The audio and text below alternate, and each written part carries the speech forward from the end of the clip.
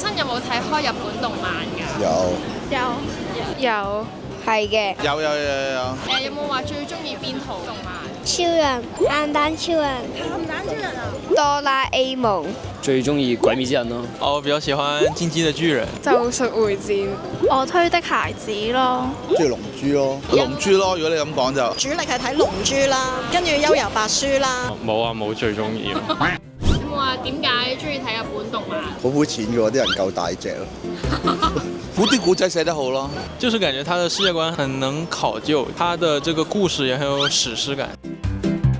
即係有故事，啲人物唔係求其出嚟咯。即係嗰晚就會打兩拳，我都有睇過，跟住就全部死晒。個故事性我覺得會比較熱血啲咯。熱血少少啊，打鬥少少啊，好想代入個角色咁樣。因為佢搞笑，我睇大雄嘅，成日喺度問哆啦 A 夢攞法寶。多類型咯，啲劇情係多變化啲。你唔一定規範喺某個話題，可能運動又有，校園生活又有，即係海賊王佢無啦啦就同你講海賊，啲神怪又有，乜都有。畫風靚咯，同埋個動作流暢啲咯。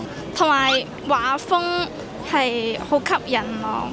哆啦 A 夢、龍珠、IQ 博士、宮崎駿，相信都係幾代人嘅共同回憶。